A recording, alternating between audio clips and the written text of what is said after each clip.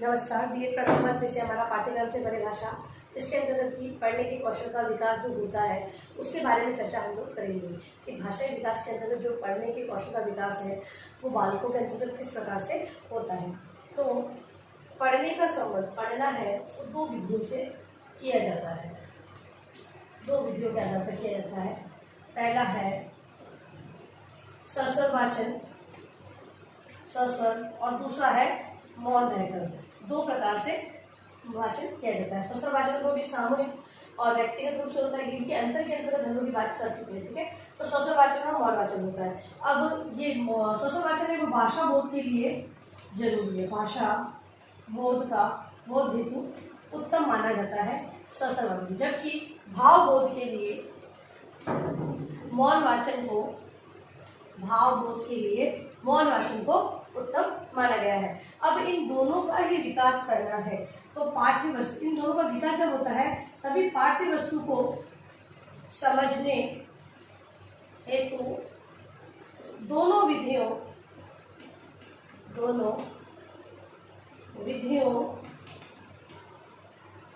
का अभ्यास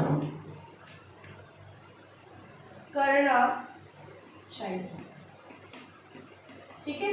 जब इन दोनों विधियों का अभ्यास पढ़ना सिखाना है तो बालकों को सस्वर वाचन और मौन वाचन सिखाना होगा। सस्वर वाचन है वो भाषा बोध हेतु बच्चों को सिखाना है और भाव बोध हेतु उन्हें मौन वाचन सिखाना होता है, ठीक है। अब इन दोनों के माध्यम से ही, इन दोनों विधियों का प्रयोग करते ही हम पाठ्य वस्तु को समझने का प्रयास बालकों के अंतर्गत विकसित कर सकते हैं। इस प्रकार से जो पढ़ने के कौशल का विकास है, मतलब पढ़ने के जो कौशलों का विकास है सस्वर वाचन और मौन वाचन से होता है। विद्यार्थी पाठ्य वस्तु को समझ सके इसके लिए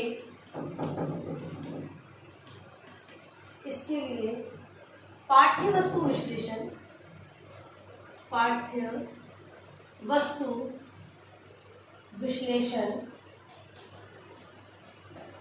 विश्लेषण विधि को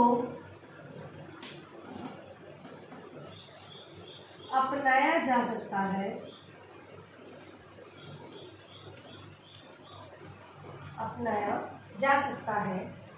इस विधि में पाठ्य वस्तु को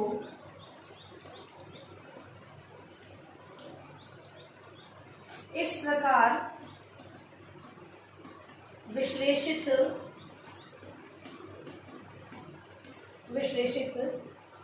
किया जाता है, पाठ्य वस्तु को इस प्रकार विश्लेषित किया जाता है कि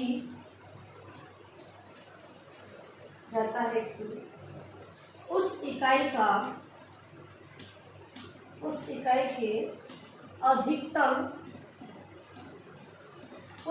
के अधिकतम भाषा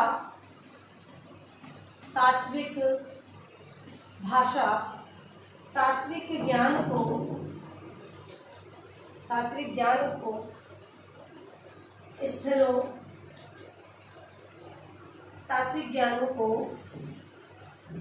ज्ञान होने के साथ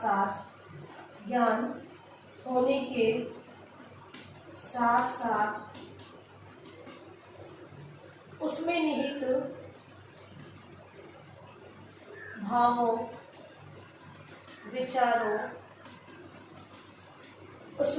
भावों विचारों एवं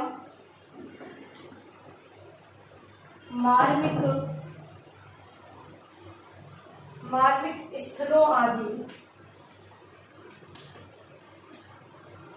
आदि की सम्यक जानकारी हो सकती है। तो इसके अंतर्गत जो इस विधि है उसके पाठ्य वस्तु पर अंतर्गत विश्लेषण के अंतर्गत विश्लेषण विधि का प्रयोग, दो विधियां बताई, मौन आचरण श्वसन वाचन। इसके अलावा हम विश्लेषण पाठ्य वस्तु को विश्लेषित करते हुए भी हम लोग पढ़ना सिखा सकते हैं, ठीक है। तो इसके अंतर्गत इस विधि में जो विश्लेषित किया जाता है कि जो इकाई है उसके अधिकतम भाषा के जो तत्व दिए गए हैं, भाषा है तकनीकी तत्वों से मिलकर बनी है। अब इन तत्वों को में निहित जो भाव है, विचार है या मानवीय चित्रण जो किया गया है उसकी जानकारी बालक को हो सके, ताकि विषय वस्तु को वो आसानी से समझ सकता है। पाठ्य पुस्तकीय वस्तु को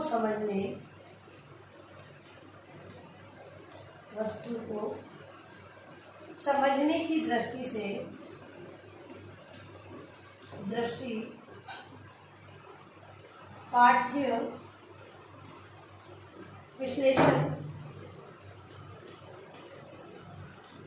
तकनीकी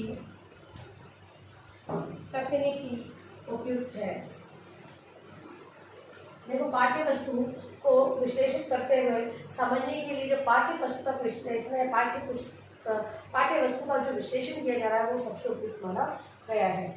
अब इसके अंतर्गत किन किन चीजों का अभ्यास कराया जाता है उसकी चर्चा हम लोग यहाँ पर करते हैं। तो पहला है वाचन का अभ्यास। अब इन चीजें, भाई पता तो चल गया कि इन विधि से पढ़ना चाहिए, अब उसमें अभ्यास किन किन चीजों को करना चाहिए। तो पहला है वाचन का अभ्यास।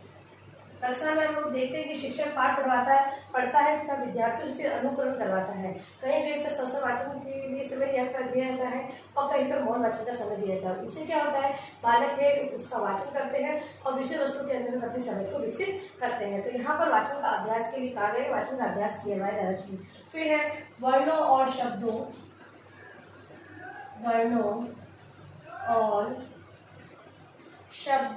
की पहचान। वर्ण और शब्दों की पहचान। विद्यार्थी जब तक वर्ण और शब्दों को नहीं पहचानेंगे तब तक पाठ्य वस्तु के जो अर्थ है, उनमें निहित जो अर्थ है उसको वो ग्रहण नहीं कर पाएंगे। इस हेतु उन्हें वर्ण और शब्दों की पहचान करना बहुत ही आवश्यक होता है। फिर है शुद्ध उच्चारण का ज्ञान।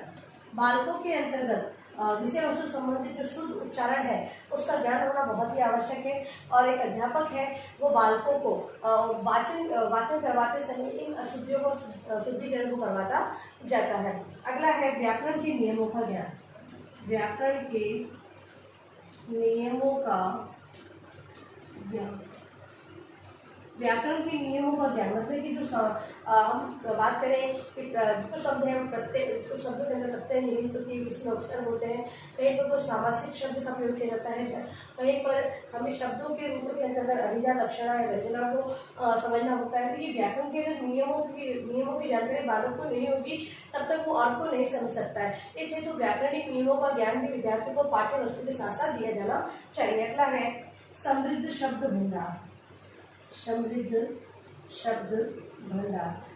शब्द भंडार इसलिए आवश्यक है क्योंकि जैसे जैसे बच्चा है वो बड़ी कक्षाओं में जाता है, उच्चतर कक्षाओं की ओर अग्रसर होता है, तब तक उन्हें साहित्यिक भाषा के अंतर्गत जटिलता ली भाषा को ग्रहण करना होता है, उसे समझना होता है। अगर उसके शब्द भंडार में अगर वृद्धि नहीं होगी तो विभिन्न शब्दों के अर्थ न जानते हुए सही प्रकार से अर्थ को ग्रहण नहीं कर सकेगा। इस हेतु उसके शब्द भंडार में वृद्धि करनी चाहिए। अगला है तल्लीनता एवं धैर्य का विकास।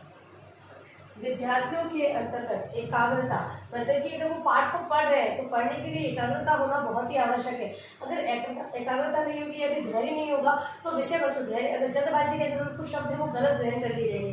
इस हेतु धैर्य की आवश्यकता होती है तथा एकाग्रचित होकर यहाँ वहाँ ध्यान अगर भटकेगा तब भी विषय वस्तु को समझ नहीं पाएगा। इसी हेतु एकाग्रता, तल्लीनता और धैर्य का विकास होना बहुत ही आवश्यक माना गया है। फिर है शुक्तियों, मुहावरों और लोकोक्तियों का ज्ञान।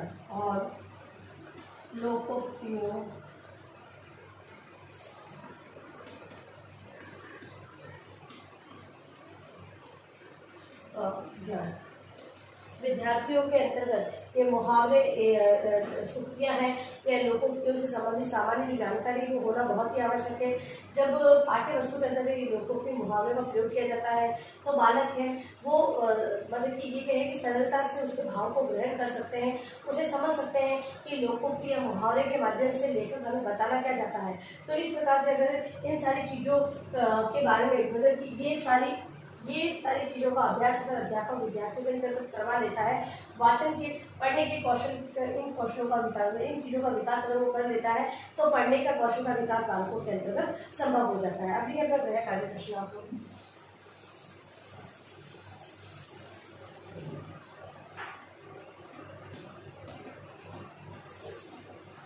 पढ़ने के कौशल का विकास किस प्रकार संभव है स्पष्ट करें। पढ़ने के कौशल का विकास किस प्रकार संभव है उसे आपको अपनी भाषा में स्पष्ट करना है। और अंत में इस महामारी के दौर में कम से कम आवश्यक कार्य होने पर घर से बाहर निकलते तो 3 बातों का विशेष ध्यान रखते हैं। मास्क लगाए, सोशल डिस्टेंस और हाथों को बार-बार सैनिटाइज करते हैं। स्वच्छ